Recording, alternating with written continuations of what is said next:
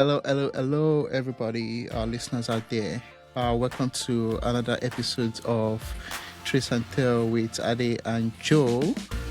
This is episode 5, and again, we are very much appreciative of your support so far. From episode 1 up to episode 4, and now this is 5. The comments we've been getting on LinkedIn, the support we've been getting in DMs. Thank you so much. We really appreciate you guys. I think it's 2 weeks now since our last episode. So how has it been? Well, what's up? Yeah, man. It's been good. A lot of things happening in the crypto investigation world, which we'll of course touch on, and yeah, doing a lot personally learned with investigation course that we're working on, and getting a lot done. Summer, late July now, so trying to soak up the summer the best we can because we're both in Northern European. You're really in Northern Europe, but yeah, you gotta take advantage of the summer days while you can. So True, been busy doing that. true. Yeah. And how has your? Can you share a little bit more about like your Web3 security and smart contracts learning? How has that progressed so far? Yeah, it's been up and down as probably expected, especially when you're doing a course yourself with a remote setup. But yeah, learning a lot. It's one of those things, the more you learn, the more you realize you don't know kind of thing. So yeah, it is like super complex. And um, yeah, because I'm also doing investigation and tracing and sort of being a bit multifaceted and this sort of thing. It is a bit challenging to stay up with the auditing because I think a lot of the really good auditors are in it 24/7, and that that's their full day focus. So yeah, I'm trying to juggle with this and uh, commit to the challenge. But overall, it's really interesting, and it's been cool to kind of like look at recent exploits and realize how Mm, they happen and what could have been done to prevent them. And yeah, so anyways, I'm almost done with the course, a few weeks left, and hopefully the auditing skills will be a part of my arsenal with investigations too. So nice. And in a way, right? It sort of feels like because I was also in training recently, well, actually last week, and I'm just getting to realize right now that we are both taking auditors course, but in two different areas, right? Like I'm taking auditors course based on and key management, and you are taking auditor's mm, course based on smart contract itself, right? So, which is very interesting. I think we definitely have like one specific um episode on that, right? So, well, okay, nice. Okay, so I think we can yeah, start cool, putting cool. auditor at the back of our names right now. Yes, definitely. All right, cool. So for today, we have a bunch of stuff to discuss. I won't call it elephant in the room, but it's one of those very big news within the ecosystem, which obviously we should talk about. And based on some of the things which we said we want to be talking about on this podcast, which is sharing things that almost everybody in the ecosystem and outside of the ecosystem should know. So yeah, obviously the US Clarity and Genius Act. The Genius Act itself has been passed, so we talk about that, what it means for the ecosystem, what it means for just everybody. We'll talk about market rise and where market falls, and when there is a lot of capital coming in and a lot of capital leaving the market, what does it mean for the ecosystem? And in terms of investigation, how does this play out also? And yeah, we'll definitely touch on Tornado Cash trial. It is something we should talk about. And also there is the kind of like the error, I'll call it that, made by the prosecutor's team, and then we'll talk about every other thing regarding that specific and trial itself and our take. Yeah, definitely. And obviously, last but not the least, we'll talk about DPRK IT workers. And yeah, hopefully, you get to enjoy this episode. All right, welcome back to this episode 5. Like we said earlier, we'll be starting off with the U.S. Genius and Clarity Act. One of them has been passed. So the Genius Act itself, which means guiding and establishing national innovation for U.S. Stablecoins Act. That's a lot of word. So basically, it's a law. I would call it that has been signed by President Trump on July 18th, roughly almost 2 weeks now, that actually creates the first comprehensive US framework for payment stablecoins. And I think the underlying word there is payment stablecoins, which are digital currencies pegged to assets just like the US dollar or majorly the US dollar. And some of the things which the law is meant to do um, is that it is uh, one major thing is every form of issued token should be pegged 1 to 1, should maintain a reserve in a US bank or in form of US dollar, and also other liquidities like treasuries. And the the capital itself that is backing the asset itself should be um, within the US ecosystem. So, which in a way sort of like takes the likes of DAI that is using a basket of different tokens and whatnot would not qualify for the US markets as put out by Genius Act, right? So that is one. And I think there is the other one, which obviously is like based on this law, the issuers right now would have to be regulated by the Bank Secrecy Act, which essentially kind of like talks about everything related to anti-financial crimes, like the anti-financial crimes and sanctions regime, sort of like having to follow of these regulatory requirements. The US dollar can never be used by a sanctioned entity or a sanctioned country. This, in a way, also has extended to the stable coins who eventually get regulated or try to get into the US market, right? So I think those are two major ones for me. There's still a bunch of other ones. So yeah, what's your take, Joe? Yeah, I think overall, good for the industry and giving, hence the name clarity, clarity to a lot of questions that have been circulating in the US market. So that's all good. Yeah, kind of a missed opportunity by previous administrations and politicians who kind of made the focus a little hawkish on the industry, and I think that's come to bite them in the butt a little bit. And Yeah, so overall good. I do have a little bit of hesitation or skepticism. I think like the Genius Act mostly is good because there is some consumer protection elements to it. It does seem to have certain things in place that would help prevent another like Silicon Valley bank run Yeah, situation where like Circle depegged, and basically Circle had like 8% of their holdings in Silicon Valley Bank, and the new Genius Act would only allow an issuer to have up to like 2% of their holdings per bank.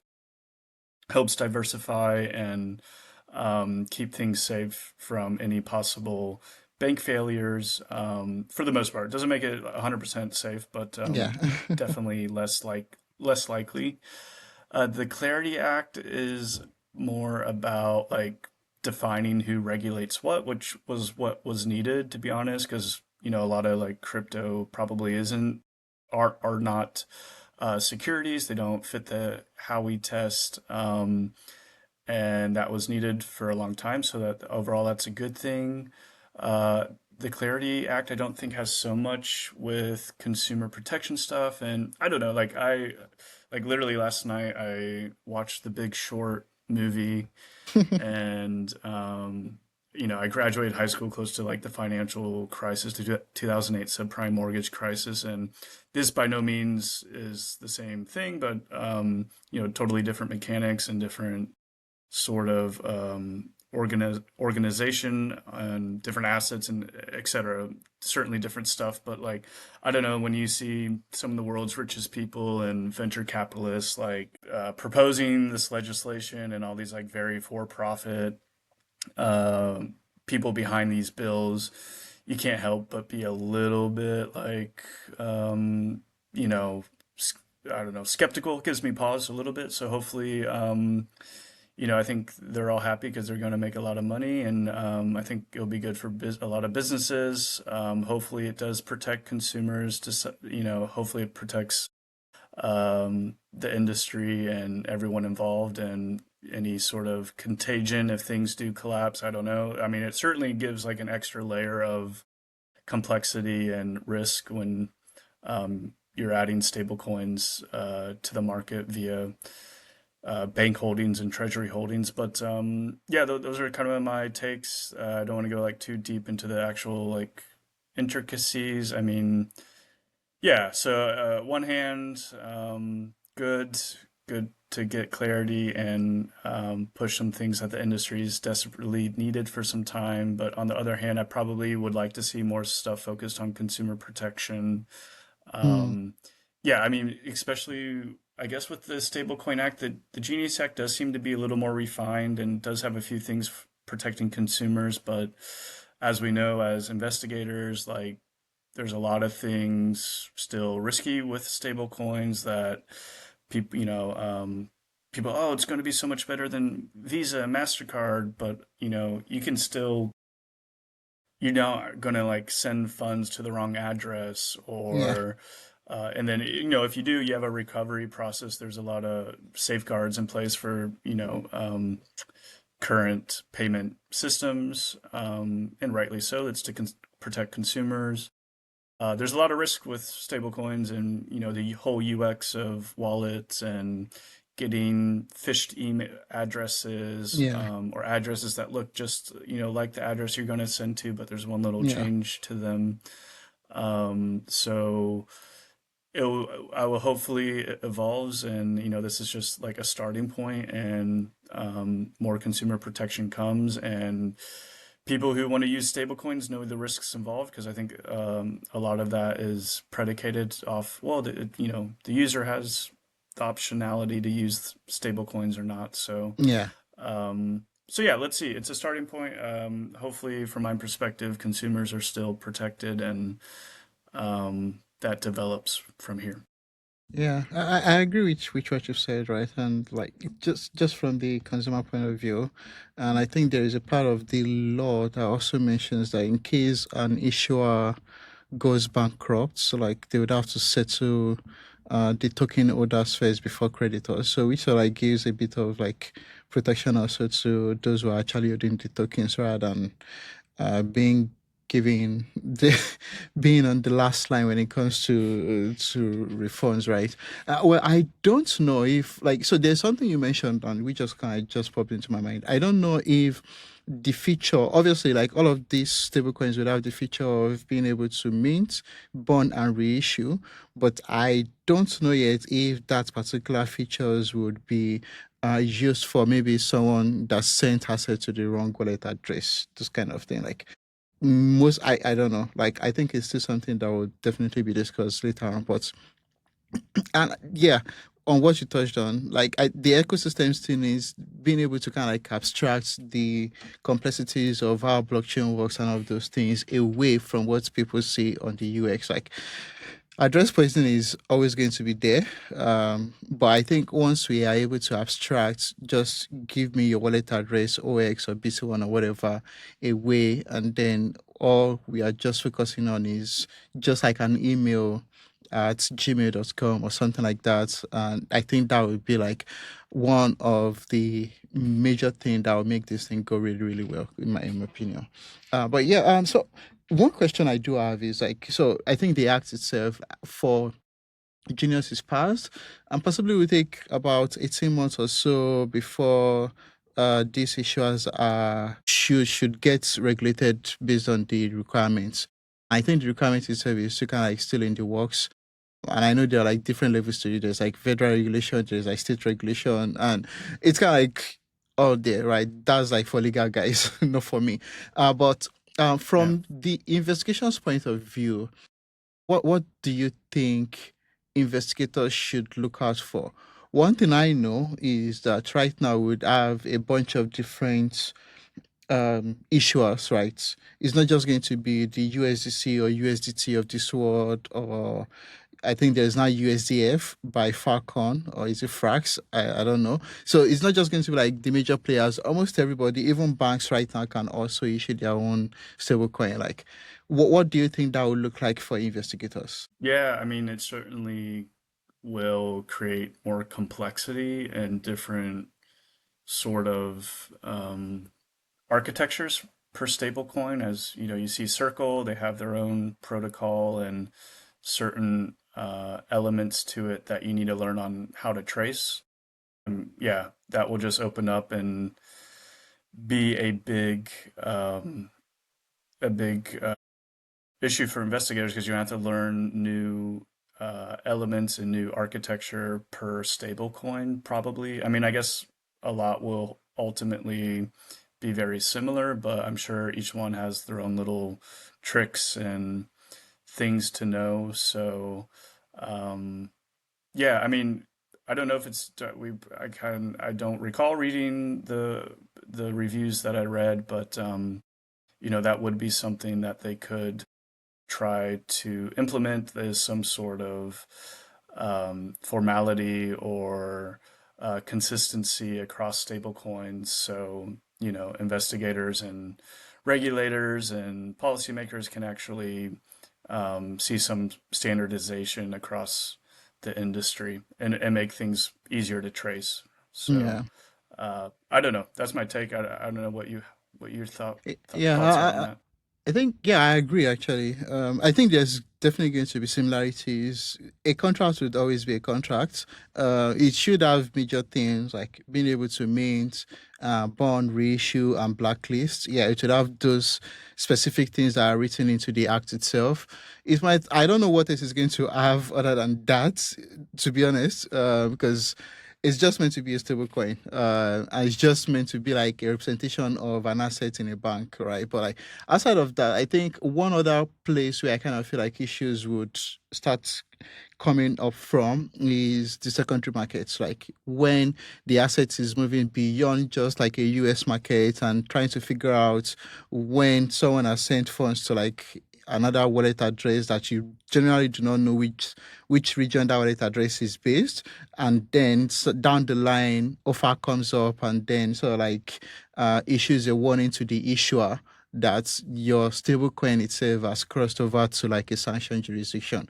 That is going to be very, very tricky because, as we all know, the blockchain itself does not is not geography based, right? So, I think that was going to be like one of the major issues. Like, OFAC has always been a major issue for majority of financial services, less on money laundering because money laundering can still be like you can still talk through it in terms of this is what we've done in terms of steps, but when OFAC comes and they'll give you all of the evidence to show that your asset has done something or it has been spent in a region that is not meant to be spent and all of those stuff. So I think that's where it's going to get a little bit tricky, but we'll see how this plays out. The stable, it's coming, it's here. And in a way, this sort of like leads to our second conversation because I think part of this laws and this passing and signing it into a bill, in a way the market reacted very well to it, and even the news prior to the signing,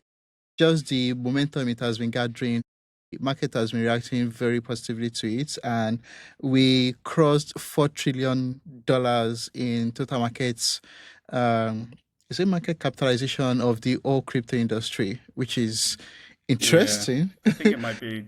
I think it might be just under now, but Yeah. yeah, So all-time we highs basically. Yeah. yeah, yeah, definitely, yeah, all time high. So like and in a way that brings in a bunch of other stuff, right? There is people who are just getting to know about, oh yeah, what is crypto all over again, right? And then trying to figure out what they need to do. Oh, you buy this asset, you buy that asset, and it comes with its good things, which is more people are aware, but at the same time, it comes with what we've always talked about, lack of education or awareness of what is actually good and what is bad within the ecosystem. And so my question to you on this is like, when it comes to this market's rise and fall, um, with different protocols trying to do different things, expansion, and all of these things. What does it mean?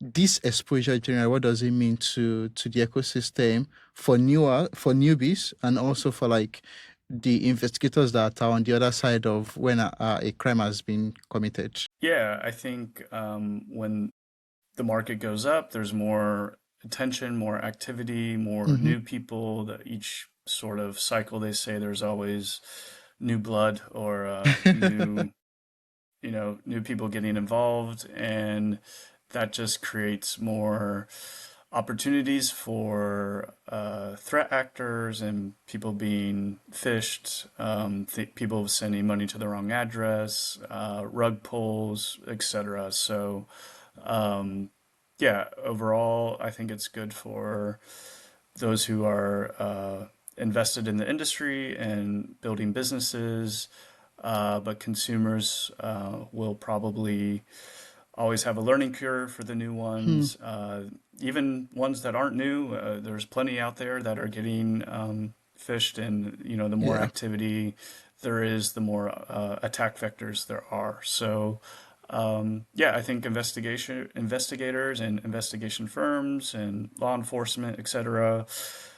If you thought uh, work was already at a high load, I think it's probably, I'm sure it will continue as we see the market go up. And I think there's good reason that the market will continue to go up because there are a lot of ETF mm, buyers, particularly in the Ethereum ecosystem now. A lot of them are replicating the strategy of buying Bitcoin and uh, having their own ETFs. So there seems to be like a bidding war between these different firms on trying to get as much Ethereum as they can at the current prices. And yeah, I think there's good reason to think that, as long as there's no bigger macro issue that happens outside the market, that the market will probably continue past the 4 trillion market cap. And yeah, there will be scammers, as there always are, coming around, different reg pulls, different meme coins.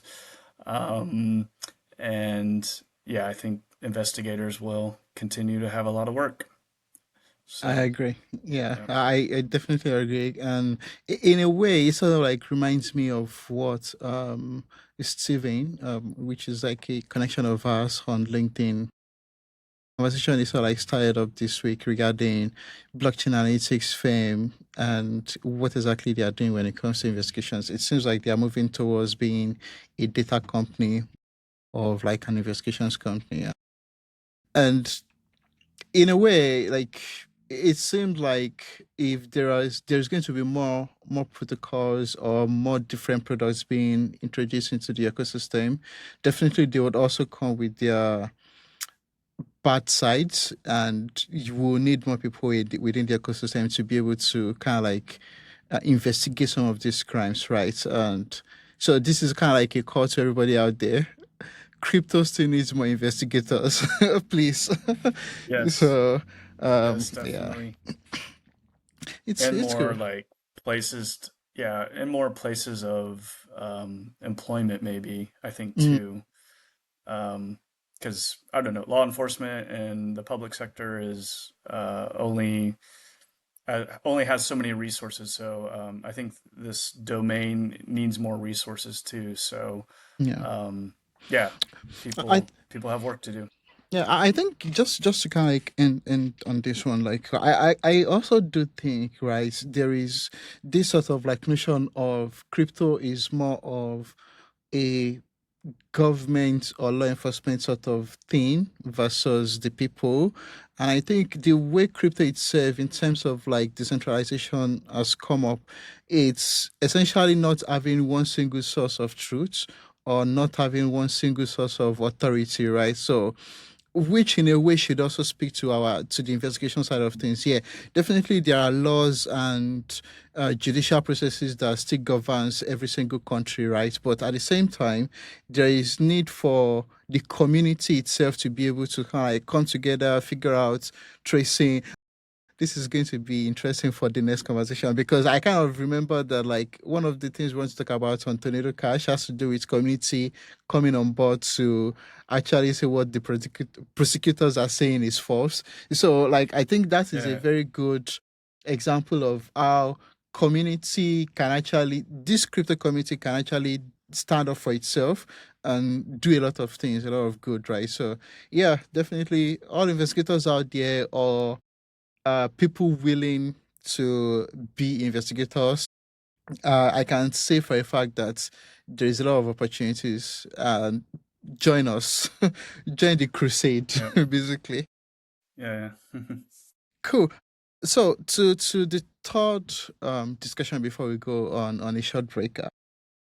It's something which is very close to the ecosystem, and in a way, I do think the way this case would go would serve as a precedent of some sort to every single case out there.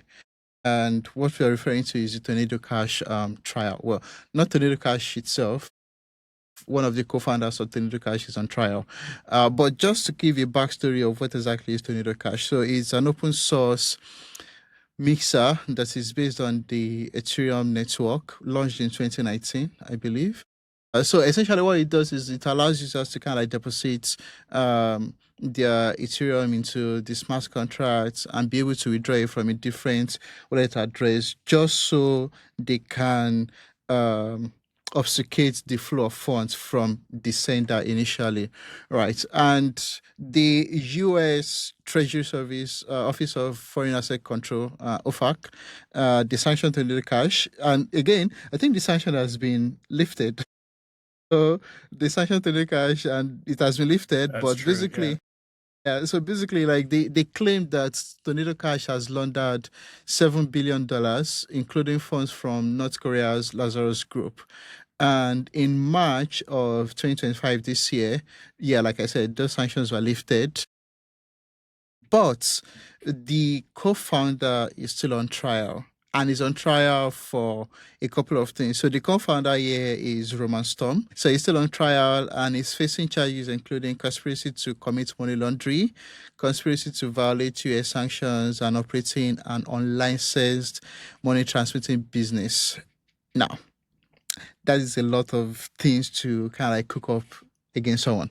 I'm not a legal person or whatever, but I think understanding how Tornado Cash itself works would I think a very good example I can give is what I think I was watching what podcast recently and someone mentioned just because a crime happened through the internet, are we going to arrest the internet creators and say they are aware and then they are liable for this? That is the same way I'm kind of just putting this because uh, Tornado Cash was used. And does that mean the creators of Tornado Cash are liable or they are complicit in this thing? So, yeah, what's your take generally on this thing? Yeah, it's really interesting because it has a tug of war of a lot of different things and important things such as privacy Yeah. and yeah, and influence of governments and whose responsibility is what. Mm-hmm. The Ethereum Foundation is super involved in defending Roman Storm, and I think Vitalik is very much. I think Vitalik kind of apparently gave Roman Storm the idea to build Tornado Cash, and yeah, I mean, I believe, and it's true that privacy is important and it's needed on a blockchain for if users want privacy. So there's a very legitimate and reasonable legal legal rights to having something like Tornado Cash. But yeah, but the nuance and the devil's in the details because I think what the issue they're having is yes, the protocol itself appears to be neutral and decentralized. However, the front end to the protocol, which is where a lot of users, pretty much almost all of Mm-hmm. them, Yeah. access the protocol, and this is where the developers, it is certainly more centralized, and the developers have control over it. And supposedly, again, I'm not a lawyer either, but it's really boils down to the knowledge and intent of the developers like Roman Storm if they knew that their application or protocol, or I guess maybe even sort of it's their front end being used for criminal use, and they didn't adequately address it, then they could be in trouble, apparently, according to the law and according to, the prosecution. And yeah, there apparently is some, there are some evidence that they did address that criminals were using Tornado Cash, and they did try to filter OFAC sanctioned addresses and try to Mm-hmm. block them from Yeah. using the front end. So it sort of signals that they did know that people were using Tornado Cash for illegal purposes and that they did have the ability to stop it. That's all boxed with the front end. Yeah. So that's really like it sounds like the issue here is um, what the front end brings to the case, because suddenly maybe it doesn't make Tornado Cast so neutral and just such a Mm, decentralized protocol, and it gives the developers control and this sort of thing. However, yeah, I don't know. It's complex. I actually I would lean towards defending Roman Storm, and I certainly think just having a neutral protocol that helps people maintain privacy is necessary and legal right. But the whole front end changes this thing yeah. potentially. Yeah, I don't know. It is an interesting one. Yeah, Uh, Yeah, I think so. I'm not following the case like as much, but like with what you just brought up regarding the front end, I can't see where that is the crux of the prosecutor's case, right? Because like, yeah, yeah, obviously it's hosted on one service, possibly like a US hosting service, right? And again, like if the team was able to sort of like blacklist some OFAC sanction addresses from actually carrying out activities on the using the front end. What it means obviously is like maybe they were actually waiting for OFAC to identify those wallets because they themselves will probably not be they won't be like a someone that is just scanning the blockchain and looking for illicit activities if there was no mention of it by law enforcement in the first place, right? So and yeah, it's a very tricky case, but yeah, I think we'll see how it goes. But I think there's also one thing which we want to mention regarding some of the um, incidents, should I call it, that happened during during the case itself with the prosecutor's team. Yeah, do you want to share more on that? yeah, sure. So I mean, to commit even more drama and like yeah, drama to the case, it's already a really fascinating case by itself. But right off the bat, the first witness took the stand, and the prosecution brought them to the stand in hopes of showing that some of this victim's funds that supposedly went to Tornado Cash, that Tornado Cash could have done more to stop and save the victim's funds. But yeah, long story short, thanks to some independent investigators and sleuths online, actually one fantastic one, Taylor, is it Monahan? Forget her last name, something like that. She works for MetaMask and MetaMask, yeah. goes by yeah, goes by Tay on Twitter and does a lot of really great stuff, a lot of North Korea stuff and etc. And I believe it was her. She was the source that discovered that this victim's funds actually did not go to Tornado Cash. And yeah, it was quite shocking.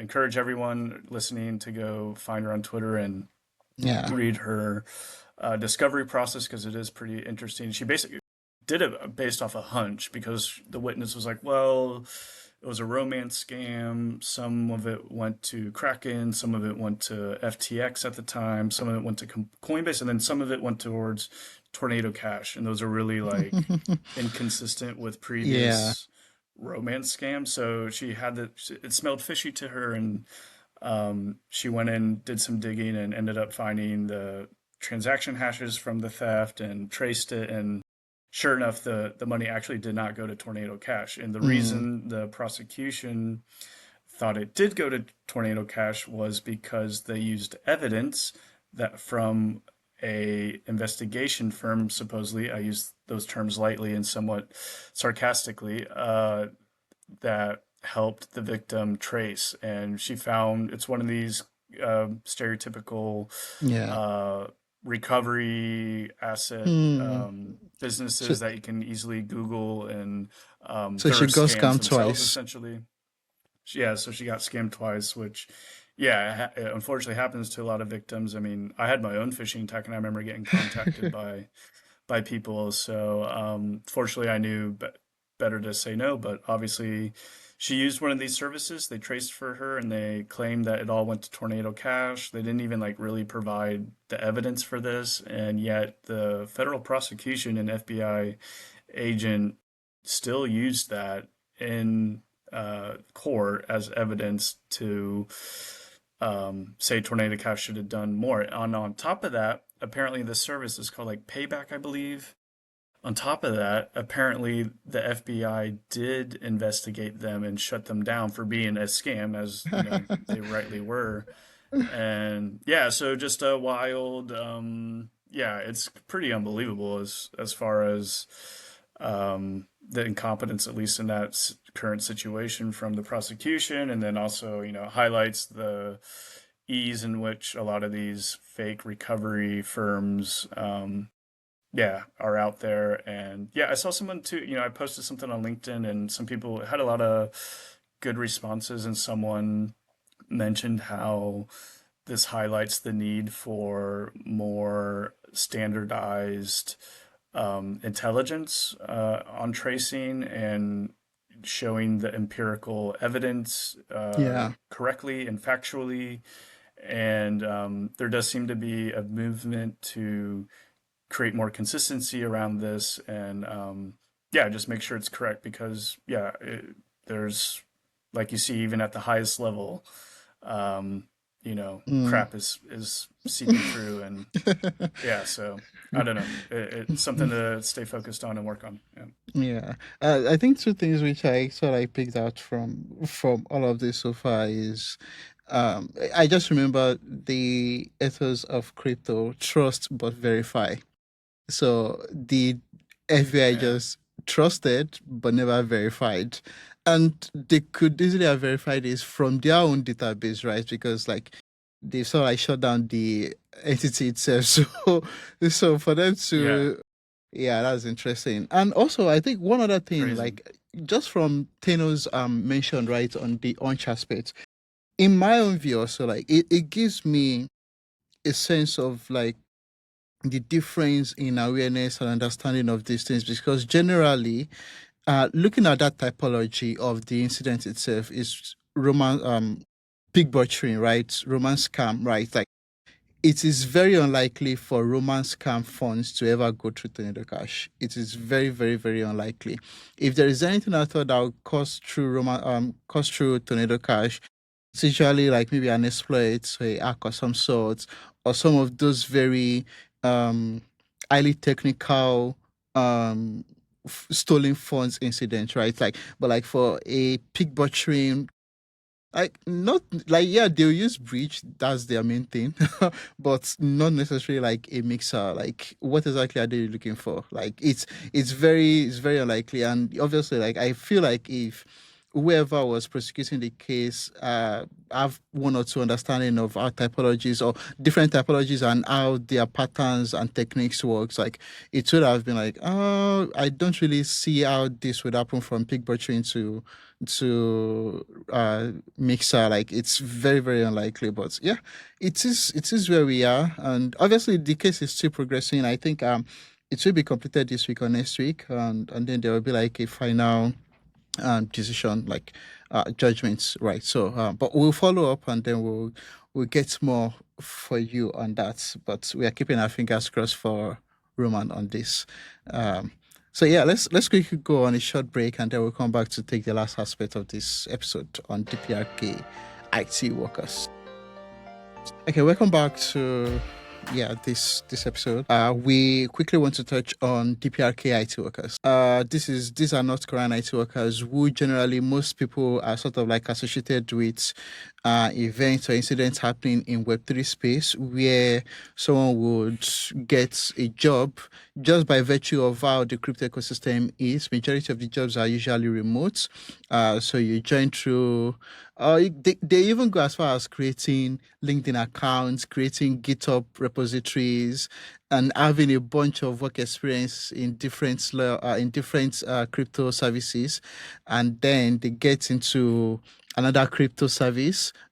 Sometimes they could stay there for like months, understanding, and then just sort of like doing reconnaissance of the platform until they eventually get to eat the system, steal a bunch of funds, or sometimes they might not even steal, right? They might just be collecting this intel for someone else to use within the DPRK military outfits section. Um, but Maybe just to be yeah, clear, DPRK is North Korea, just in case yeah. people don't know. Yeah, Yeah. yeah, So yeah, DPRK is North Korea. So like yeah, so they get to do all of these things, but for most part of it, it has always been something where the ecosystem has found it to be um how do we solve it? It's one of the major issues, right? But I think one thing which I want to touch on before I I allow you to say a thing or two on it, Joe, is that it is not just only a Web3 incident anymore or a Web3 issue anymore, because like uh just reading off what CNN wrote a few days ago of a woman in Arizona was sentenced on Thursday to more than 8 years in prison for orchestrating a complex fraud scheme to help North Korean cyber operative pose as Americans and obtain remote IT jobs at 100 of at hundreds of US companies, including Fortune 500 corporations. So it is not just this is just related to crypto. Where two businesses should not bother about it, and it's obvious that it has gone more than that, because like part of the things was like there was a stolen identity of 68 Americans, defrauded more than 300 US businesses and generated over $17 million in revenue. And this is just through a single person in US. So just to kind of like put that into a scale, if they were able to get like 10 people to do similar things in US, that is roughly almost 200 million in profit, right? So it is not just like a Web3 thing, right? So yeah, what's your take on this North Korean cyber operative? What's your take? yeah. Yeah, it's pretty wild. I mean, you hear about all the interviews and malicious links being sent, and Mm-hmm. that's all sort of done remotely from, I assume, North Korea or somewhere close to it. But these are, like, in some cases, literally physical hires in Mm. the U.S. I assume, right? This person in Arizona, like, is in Arizona. That's why they were, Yeah, yeah, yeah, able to, yeah. Yeah, so yeah, I'm not sure. I think maybe in some cases they are still remote, or like they're somewhere in the Pacific or something and working remotely with a team. But yeah, nonetheless, gone all the way to infiltrate things in a physical manner, which is yeah, pretty wild and very shows the dedication from the North Korea side, I guess. Like they're going full attack on everything they can. So yeah, it kind of reminds me of like old, like, I don't know, like Cold War stuff here back in the US, like in the 80s or 70s and or even earlier 50s, etc., of Russian spies and this sort of thing. So yeah, it feels like we're yeah. reliving some of that stuff again. I don't This is know. the new Yeah, frontier. Yeah, this is definitely the new yeah. frontier of it. So like, and I think one last thing which I want to mention on this is like, it's not just only IT workers that infiltrate a system. That is not just their only techniques or patterns, right, or tactics rather. So, there is also this different aspects of them reaching out as recruiters on LinkedIn or even on GitHub or just about anywhere, right? And then claiming to have a certain type of job for um, technical guys, or just about anybody that works within the crypto space. And I'm mentioning crypto space because that is what I am aware of. But I would assume that this also extends to like non-crypto environments, like a bank, IT companies here and there, and then they're just sitting down there and then doing the job while they can, but at the same time also get gathering intel on some of these things, right? So I think one thing I would say is like people should go and read Kraken's blog on they're able to thwart one of DPRK IT workers um actions on their platforms like who was trying to get a job. So I think that's going to be a very good read. But yeah, what's your final take on this? No, I mean, I think that covers it. And yeah, I think maybe some of this North Korea threat to, yeah, pretty much everywhere is Mm, being seen by other companies and not just crypto companies. And yeah, it's not just Bybit and yeah. the other exchanges that get hacked, but just standard companies that have nothing to do with crypto, really. So, um, well, yeah. So hopefully more people become aware of these threats, and with that, maybe something positive comes from that. So awareness is good. So Yeah, yeah. definitely. Awareness is good. And everything from the Clarity Act to market rising to Tornado Cash to DPRK, I think that last statement sort of covers it. Awareness is good. And on that note, we're going to end this episode, and we hope you keep getting more awareness on things happening around you and even in the crypto space. Thank you guys for listening in. We really appreciate you for staying to this very end, and we hope to see you again. Peace. Peace.